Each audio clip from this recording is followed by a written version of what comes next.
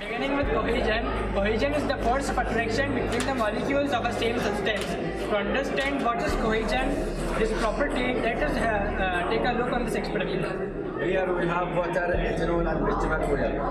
Now let us count together the drops of the number of. Now let us count together the number of drops on each coin. 1, 2, 3.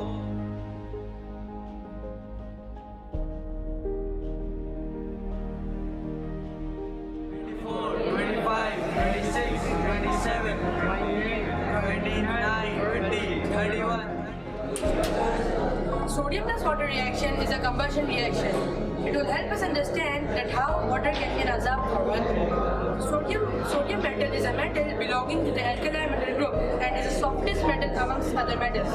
Now, if we take a piece of sodium metal and put it in water, a rapid reaction takes place. As you can see, the sodium bead floats above water. That is because its density is lesser than water, and you can also see that it moves across the surface of water. That is because because of the hydrogen gas released during the reaction. This is an exothermic reaction. So due to the heat, the sodium bead melts down in water, creating sodium hydroxide. The same reaction is used in grenades. Refraction. Refraction happens whenever light travels through one medium to another medium of a different density, it changes its direction. Therefore, you can see the upper part of the pencil is quite normal, while the lower part of the pencil is bent. Why? Because the light falling on the upper part of the pencil is through air, and when it's changing its medium, the lower part of the pencil is being refracted. The concept of refraction is also stated in the Quran Majid, وَالَّذِينَ كَفَرُوا أَعْمَالُهُمْ كَسَرَابٍ بِقِيعَةٍ يَحْسَبُهُ ظَمْآنُ مَاءً. The word sarab basically means a mirage, and a mirage forms due to refraction. This is a scientific apparatus known as viscometer. Here we have two liquids, oil and water. Now we will suck these both liquids to the predetermined line given in the viscometer to measure the difference between these both liquids. As you can observe, it is taking time for the oil to reach the bottom, which indicates that oil has higher resistance to flow, thus proving that oil has higher viscosity, while water cannot take much time due to low viscosity. Now we will show you another experiment to clear your vision regarding viscosity. Processes like evaporation, condensation, etc. in the water cycle.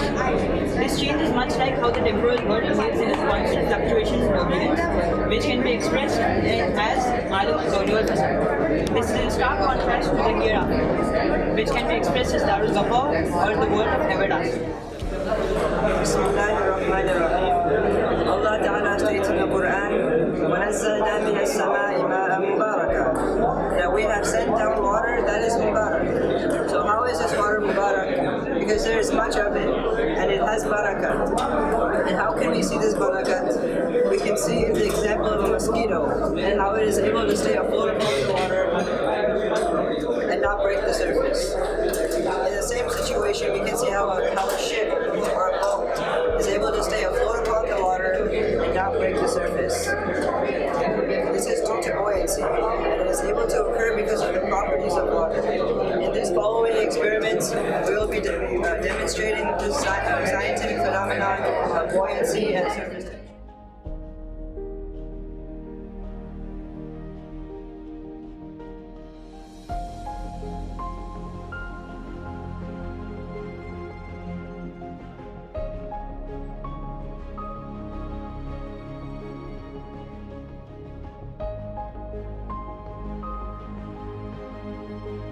We will now look into the meeting that took place a few days ago in Glasgow, Scotland, called COP26, or the United Nations 26th Annual Conference of the Parties.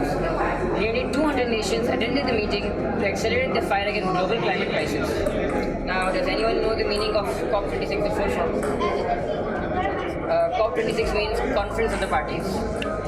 Continuing in COP26, they established an organization named Water Pavilion in order to resolve water problems going on around the world.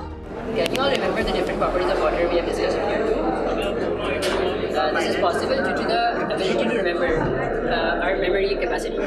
Likewise, Allah Ta'ala has granted water with the ability to remember its surroundings and where it has been. This can be seen in its crystals.